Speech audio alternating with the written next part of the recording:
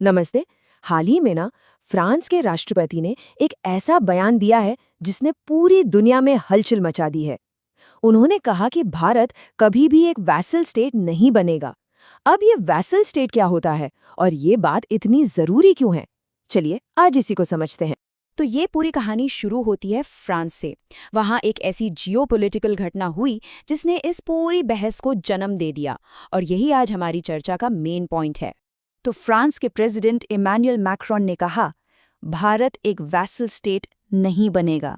सुनने में ये एक लाइन लगती है, पर ये अपने आप में बहुत पावरफुल स्टेटमेंट है।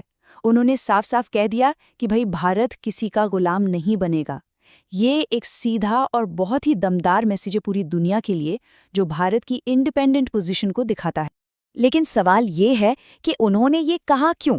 अच्छा, इसका कॉन्टेक्स्ट समझना जरूरी है। हुआ ये कि उस वक्त अमेरिका के पूर्व राष्ट्रपति डोनाल्ड ट्रंप ने फ्रांस और भारत दोनों के लीडर्स की पब्लिकली आलोचना की थी, तो माहौल थोड़ा टेंशन वाला था। और उसी बीच मैक्रोन ने भारत की आज़ादी पर जोर देते हुए ये बात कही। तो बार बार ये शब्द आ रहा है वैसल स्टेट। आखिर ये है क्या भला? चलिए इस कॉन्सेप्ट को थोड़ा सिंपल तरीके से समझते हैं।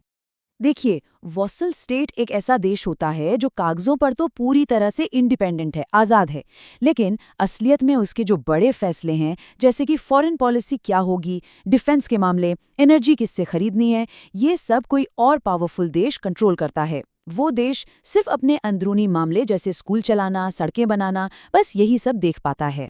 तो फर्क बिल्कुल साफ है ना? एक सॉवरेन स्टेट यानी एक संप्रभु देश अपने सारे बड़े फैसले खुद लेता है, जबकि एक वैसल स्टेट के बड़े फैसले कोई और ले रहा होता है। और सही मायनों में यही किसी देश की आज़ादी का असली टेस्ट है।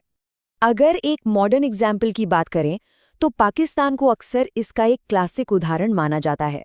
कई बार ऐसा देखा गया है कि उसकी फॉरेन पॉलिसी या तो चीन या फिर अमेरिका के हिसाब से चलती है।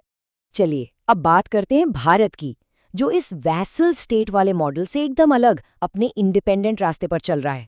तो सवाल ये उठता है कि भारत की फॉरेन पॉलिसी कैसे दिखाती है कि वो आज़ाद है? और इसका जवाब पता है कहाँ से आता है? एक ऐसी जगह से जिसकी शायद उम्मीद भी नहीं होगी। ये तारीफ आई है पाकिस्तान के पूर्व प्रधानमंत्री इमरान खान से। उन्होंने कहा कि भारत की फॉरेन पॉलिसी बहुत मैच्योर है। क्यों? क्योंकि भारत एक तरफ अमेरिका से भी ट्रेड कर रहा है, चीन से भी कर रहा है, और साथ ही रूस से सस्ता तेल भी ले रहा है। सोचिए, एक रीजनल राइवल से ऐसी तारीफ मिलना, ये भारत की इंडिपेंडेंट स्टैंडिंग को और भी ज्यादा पुख्ता करता है। तो इस तरह की इंडिपेंडेंट फॉरेन पॉलिसी का सीधा सीधा मतलब यही है कि कोई भी देश अपने लोगों के फायदे को सबसे पहले रख सकता है। और ये बात खुद इमरान खान ने भी मानी। अच्छा, आप जरा इस मुद्दे को और बड़े कैनवस पर देखते हैं, मतलब ग्लोबल स्टेज पर। यहाँ दुनिया के भविष्य को लेकर दो अलग अलग आइडियाज में एक तरह की खींचतान चल रही है। अभी हाल ही में क्या हुआ कि यूरोप के 3 बड़े देशों फ्रांस, जर्मनी और पोलैंड, जिन्हें वाइमार ट्रायंगल भी कहते हैं, उन्होंने मिलकर अमेरिका को एक कड़ा मैसेज भेजा। उन्होंने साफ कहा, ग्रीनलैंड बिकाऊ नहीं है। ये अमेरिकन प्रेशर के खिलाफ एक बड़ा स्टेटमेंट था, जो दिखाता है कि यूरोप भी अब अपनी अलग पहचान चाहता है। तो अब दुनिया के सामने 2 रास्ते दिख रहे हैं। एक, डिवाइडेड वर्ल्ड का रास्ता, जहां बड़ी बड़ी शक्तियां अपने अपने खेमे बना लें, और दूसरा, कोऑपरेटिव वर्ल्ड का, जहां सारे देश एक मल्टीपोलर सिस्टम में मिलकर काम करें। और यही दूसरा रास्ता मैक्रों का विजन है। और इस ग्लोबल खींचतान के बीच में एक सोल्यूशन के तौर पर भारत का रोल बहुत जरूरी हो जाता है।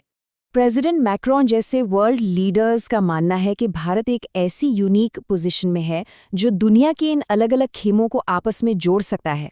अब भारत की ये पोजीशन यूनिक क्यों है? क्योंकि देखिए, एक तरफ वो ब्रिक्स का एक अहम मेंबर है और दूसरी तरफ G7 समिट्स में भी उसे स्पेशल गेस्ट के तौर पर बुलाया जाता है। मतलब वो दोनों ही ग्रुप्स के बीच एक पुल का काम कर सकता है। तो टेक अवे बिल्कुल साफ है, दुनिया को कंपटीशन वाले कैंप्स में बांटने से बेहतर है कि G7 और ब्रिक्स जैसे ग्रुप्स आपस में सहयोग करें। ग्लोबल इकोनॉमिक ग्रोथ और स्टेबिलिटी के लिए यही एक ज्यादा स्टेबल रास्ता माना जा रहा है।